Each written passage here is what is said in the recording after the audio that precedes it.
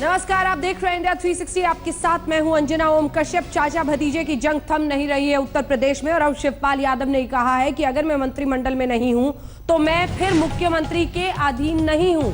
अखिलेश पर एक बार फिर से शिवपाल यादव ने साधा है निशाना, यानी जंग अभी जारी है। क्या कहा है, सुनिए। मुलायम सिंह यादव जी को अब मुख्यमंत्री बन जाना चाहिए, क्योंकि लगातार कुछ लोगों को कैबिनेट से बाहर किया जा रहा है पार्टी के कुछ, तो अब सारी जिम्मेदारी क्या नेताजी को संभाल लेनी चाहिए अखिलेश को हटा के? ये अभी हम लोगों ने सोचा भी नहीं। जब पार्टी एक है, परिवार एक है, तो इस पे किसी ने सोचा भी नहीं। लड़ाई क्यों हो रही है शिवपाल जी? परिवार एक है, पार्टी का जितना मार मची हुई है, कोई माइक छीन रहे हैं आप अखिलेश। अच्छा, कोई झगड़ा नहीं, झगड़ा हो रहा है? कोई झगड़ा नहीं है, कोई झगड़ा नहीं है। आपने तो देखा है, जो देखिए मुख्यमंत्री जी ने, हमारी पार्टी लोकतांत्रिक पार्टी है हमेशा, और सबको कहने का अधिकार मिलता है, सबको बोलने का अधिकार मिलता है। जब हम प्रदेश के अध्यक्ष भी हैं, हम मंत्री तो है नहीं, तो उनके अधीन तो अब है नहीं। जब प्रदेश अध्यक्ष हैं, जब उन्होंने कुछ सवाल उठाए थे तो हमने उनका जवाब दिया था, और वहां पर कुछ लोग जो अधिकृत नहीं थे, जिनको उस सम्मेलन में बुलाया नहीं था, वो उसमें घुसे हुए थे, वो अराजकता फैला रहे थे, अनुशासनहीनता कर रहे थे, अनुशासनहीनता कर रहे थे, जबकि ऐसा नहीं करना चाहिए था। किया उन्होंने, तो उस पर मैंने बोला था, और कुछ बातें जो मुख्यमंत्री जी ने वहां पर बोली थी उसका मैंने जवाब दिया। सर, आपने बिहार के लिए कहा था कि महागठबंधन होता, तमाम राजनीतिक दल साथ में होता, अच्छा रहता। तो यूपी में क्या इसका विचार हो सकता है अब कि चाहे नीतीश कुमार की पार्टी हो, लालू की पार्टी हो या फिर कांग्रेस? मैं अब मुख्यमंत्री के अधीन नहीं हूं, उनके मातहत नहीं हूं, अब मैं प्रदेश का अध्यक्ष हूं, ये कहते हुए शिवपाल यादव हालांकि बार बार कह रहे हैं कि बहुत कुछ नहीं है, परिवार एक है, लड़ाई कोई नहीं है, लेकिन धीरे धीरे ये एक दो लाइनें बीच से निकल ही जाती हैं, जिससे साफ हो जाता है कि चाचा और भतीजे का जंग अभी खत्म नहीं हुआ है। आइए आपको रिपोर्ट दिखाते हैं कैसे एक बार फिर से खुलकर ये लड़ाई बाहर आई है। आज क्या क्या हुआ समाजवादी पार्टी में चाचा भतीजे के बीच, आज का अपडेट।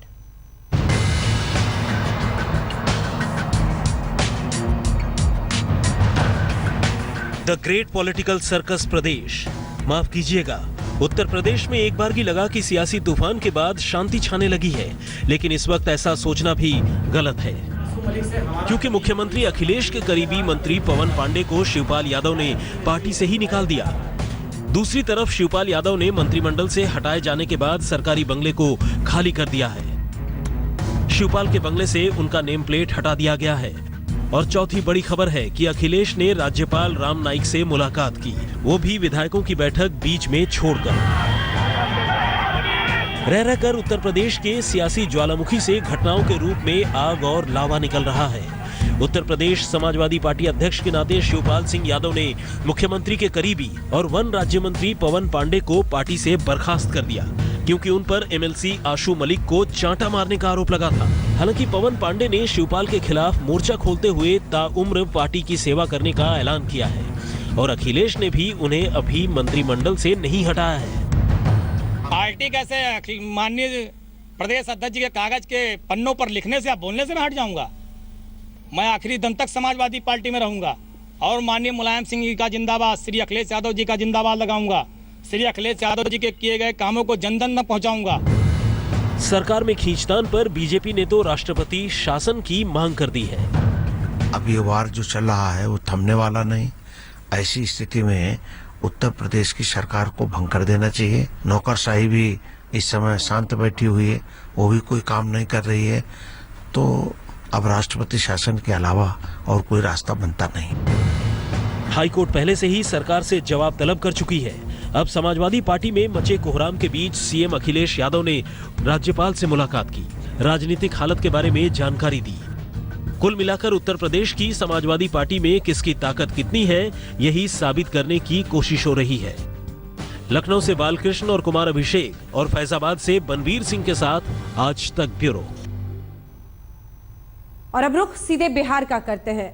दिल्ली में पहले 200 करोड़ की डील का लालच, फिर पटना से 2 कारोबारी भाइयों का अपहरण और 4 करोड़ की फिरौती का फोन कॉल।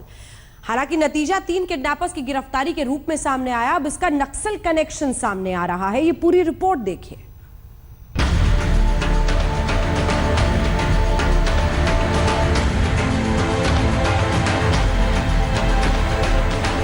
$200 करोड़ की बिजनेस डील का झांसा और 4 करोड़ की फिरौती वाले अपहरण कांड का पर्दाफाश हो चुका है, क्योंकि दिल्ली पुलिस तक से पटना पुलिस तक को झकझोरने वाले हाई प्रोफाइल किडनैपिंग केस में 5 गिरफ्तारी के साथ कई खुलासे हो चुके हैं। दोनों कारोबारी पुत्रों को सकुशल बचा लिया गया है। दिल्ली से लेकर पटना तक 2 भाइयों के किडनैपिंग की ये कहानी जिसने भी सुनी सकते में आ गया। 200 करोड़ की एक बिजनेस डील के सिलसिले में दिल्ली के कारोबारी बाबूलाल शर्मा के 2 बेटे 21 अक्टूबर को दिल्ली की आईजीआई एयरपोर्ट से पटना के लिए रवाना होते हैं, लेकिन पटना लैंड करते ही सुरेश शर्मा और कपिल शर्मा को किडनैप कर लिया जाता है।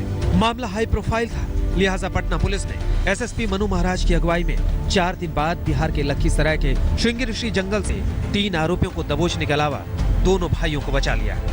शुरू में अपराध कर्मियों ने कुछ राउंड फायर भी किए थे, लेकिन पुलिस ने भी रिटेलिएटरी फायरिंग की और इस मुठभेड़ के बाद दोनों व्यवसायियों की बरामदगी हो चुकी है। इस बेहद ही सनसनीखेज वारदात में बहुत ही शातिराना तरीके से अपहरणकर्ताओं ने सुरेश और कपिल को 200 करोड़ रुपए का ठेका देने के बहाने दिल्ली से पटना बुलाया और जब दोनों भाई 21 अक्टूबर की शाम को पटना एयरपोर्ट पर उतरे तो वहीं से उन दोनों को अगवा कर लिया गया।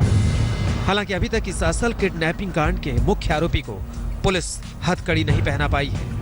मैं तो इस पोजीशन में नहीं रहा जब उन्होंने कहा कि हमको किडनैप कर लिया, उसके बाद मैंने किसी से कोई बात नहीं हुई है। तो पैसे किससे मांग कर थे वो 4 करोड़ की, जो कैसे मांग? वो उन्हीं से ही बात बताई थी, उन्हीं से ही बात हो रही थी और मैं सुन रहा था कि 4 करोड़ रुपए चाहिए।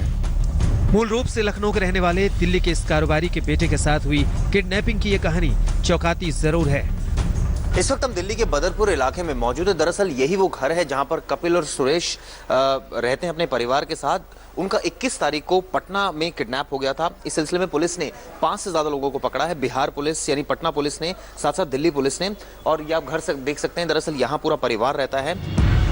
वैसे लखीसराय के जंगल का ये इलाका बिहार के नक्सल प्रभावित इलाकों में गिना जाता है और पुलिस सूत्रों के मुताबिक इस वारदात के पीछे नक्सलियों का हाथ भी हो सकता है।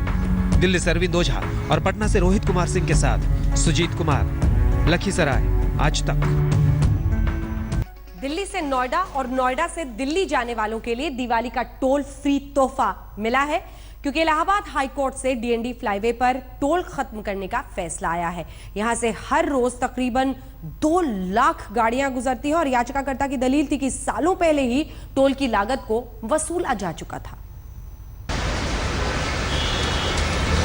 दिल्ली नोएडा डायरेक्ट यानी डीएनडी फ्लाईवे अब से टोल फ्री हो चुका है, यानी हर रोज यहां से गुजरने वाली हजारों गाड़ियां अब बिना किसी शुल्क के दिल्ली से नोएडा और नोएडा से दिल्ली तक दौड़ेंगी। एनसीआर के इन दोनों शहरों के बीच हर रोज आवाजाही करने वाले लोगों के लिए यह खुशखबरी इलाहाबाद हाई कोर्ट के फैसले से आई। 16 नवंबर 2012 को हाई कोर्ट में एनपी सिंह ने डीएनडी फ्लाईवे से टोल खत्म करने की याचिका दाखिल की थी, जिस पर फैसला माननीय उच्च न्यायालय ने विस्तार से सुना और उस पर यह फैसला दिया कि इनको अब आगे पैसा वसूल करने का कोई राइट्स नहीं है और तत्काल प्रभाव से उसको लागू कर दिया जाए। ये माननीय उच्च न्यायालय ने फैसला दिया।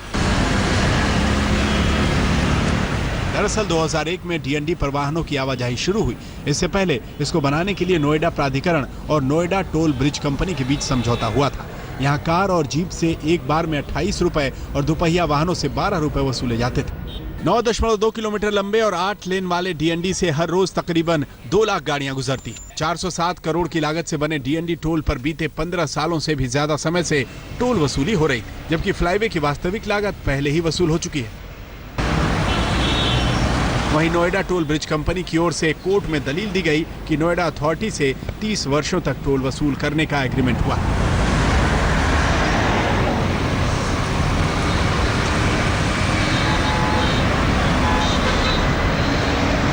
सबसे ज्यादा महंगा टोल है। जितनी बार भी जाएंगे, जितनी बार भी आएंगे, उतनी बार ही 30 रुपए पे करने पड़ते हैं, 28 रुपए। तो इंडिया के अंदर कोई भी इतना महंगा टोल नहीं है जितना महंगा टोल ये है। No, it's amazing. It's in the interest of the consumers and the society. But the problem is who will pay for it? ये DND को मेंटेन कौन करेगा फिर? दिल्ली और नोएडा वालों को दिवाली का तोहफा मिला है। हालांकि माना जा रहा है कि टोल वसूलने वाली कंपनी हाईकोर्ट के फैसले के खिलाफ सुप्रीम कोर्ट का दरवाजा खटखटा सकती है। इलाहाबाद से विमल श्रीवास्तव के साथ भूपेंद्र चौधरी, नोएडा, आज तक।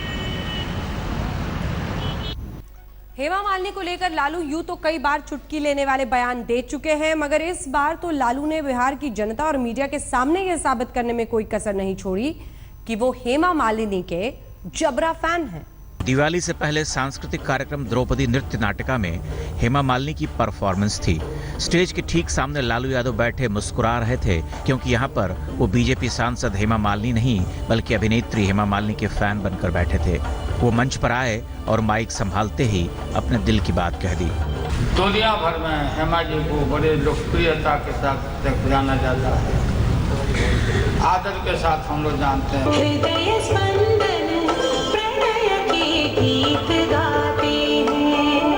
लालू ने मंच पर यह साबित करने में कोई कसर नहीं छोड़ी कि वो हेमा मालिनी के जबरा फैन हैं। और आपको मालूम नहीं होगा, हेमा मालिनी जी के नाम पर हम अपना बेटी का नाम रखे हैं हेमा। एक बेटी हमारी है, हेमा जी को भी पता नहीं होगा।